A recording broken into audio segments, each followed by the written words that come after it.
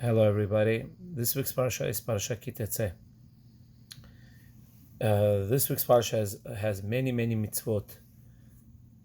And one of the mitzvot that's mentioned in this week's Parasha is returning a lost object, or let's say if somebody finds a lost object, how he should return. So the Pasuk says, if you find a lost object, it should be with you ad rosh achicha, until your brother inquires about it, v'hashevota lo, and you should return it to him. And the pasuk says, "V'chen ta'aseh lesimlato," and so you should do to his garment.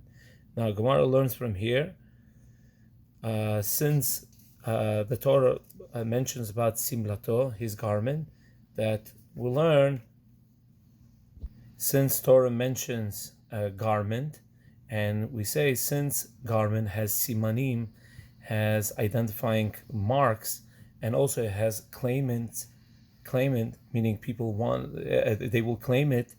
So too, if someone finds something that has marks, identifying marks like simanim, and has claimants, must be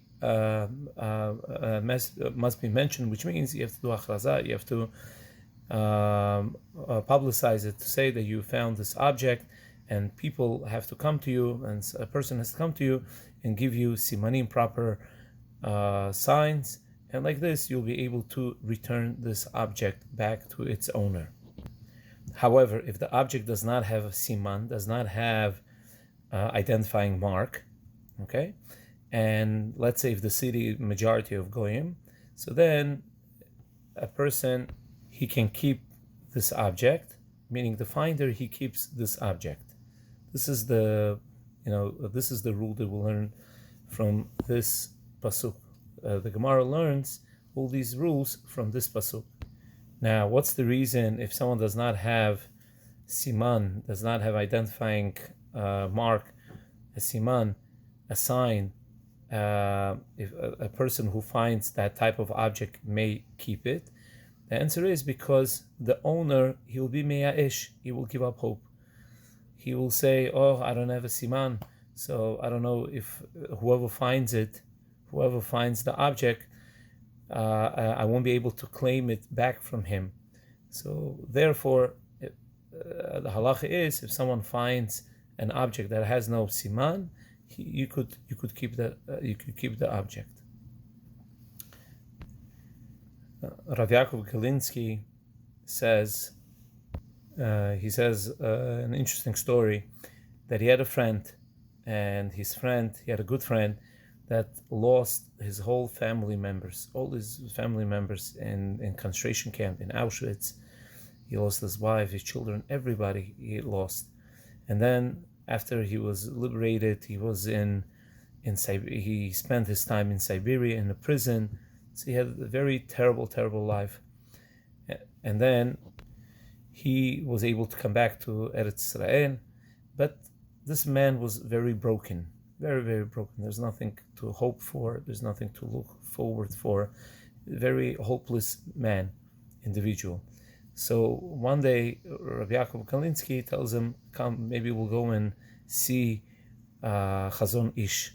We'll go and see this great rabbi, Chazon Ish, Rabbi Shai Karlitz. His friend did not want to go. He said, no, what can Chazon Ish tell me? What is he going to tell me already? But Rabbi Yaakov, he tried to convince him. He tried to convince his friend, and at the end, the friend agreed to come to Chazon Ish. So Chazon Ish saw them, and he started speaking with them. And then Chazon Ish tells them, I see you're a yeshiva man. Let me tell you a case that came to a great rabbi whose name was Rav Elchanan Spector. Rav Elchanan Spector was a big posek, big halachic authority, and there was an argument between the people, and they brought this case to Rav Elchanan Spector. So what was the case? Now, there was a young man. He was a Torah man. He would learn Torah constantly, whole day he would learn Torah. but his wife, she would, she would support the family. How? She would buy stuff, products, and she would sell it, buy and sell, buy and sell. So she would go to different places like markets and buy things and bring it to the town and sell. And like this, she was able to support her husband and support her family. One day, she takes a pouch of money and she goes to a market or whatever. She goes to a market, and then while shopping, she loses that pouch of money. So she puts a sign everywhere asking if anybody finds money or a pouch, whatever she lost, the pouch of money, they should contact the rabbi in this and this shul. Okay. So she puts the sign all over the town. The next day, a poor man shows up by the house of the rabbi, and he says he found a pouch of money. So the lady comes to the rabbi once she found out that the poor man found her pouch. She comes and she gives specific marks, simanim. She gives a siman, a sign, on the pouch, and all the signs were there. Now, so the sign, so the pouch really belonged to her. So she wanted to claim back the pouch. Now the poor man said, no. He said, listen, I also went to yeshiva, so I also know the rules. Now the town here, majority are goyim, are non-Jews, so the pouch really, it's mine. I need this money. I need to marry off my children. I found it. You probably were meya ish. You gave up hope. He told the lady, because the town, the majority are non-Jews. You probably gave up hope that you would ever find. Why? Because probably some goy and a Gentile will probably find it and will never return it to you. So you probably gave up hope. And the rule is, once you give up hope, anybody could keep it. So the rabbi didn't know what to do. He did not know what the halacha is. So they sent this case to a great Rabbi Elchanan Spector. So Rabbi Elchanan Spector, Rav Yitzchak Elchanan Spector, he said that the money should go back to a woman. And he explained himself. He said like this, because even though the money was in the possession of the woman, according to Jewish law, we know that woman's possession belongs to her husband. And therefore, since the husband was unaware, he did not know that his money, the pouch of money, got lost, so he never gave up hope. So this is the case of a situation when a person, he's unaware that he lost an object, even though when he realizes, he might give up hope because the majority there are Gentiles. But since now he does not know that an object got lost from him, therefore halachically it's not considered of giving up hope, and therefore whoever found it cannot keep it, and he has to return it back to the woman.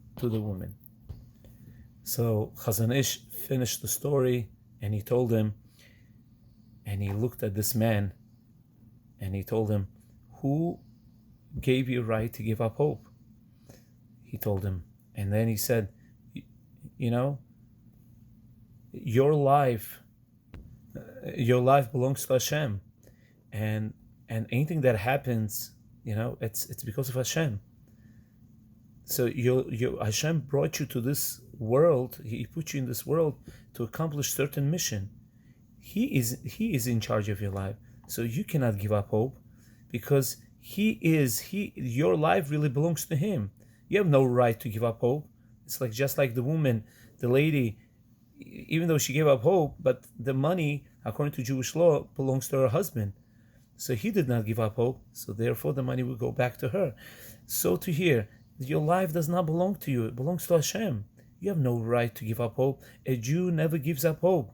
You always have to look positively and never give up hope in life. And this is the lesson in our life: never give up hope, to try to get up again, even if a person fails once or twice. Still, we should try and try again, and never give up hope. Shabbat shalom to all.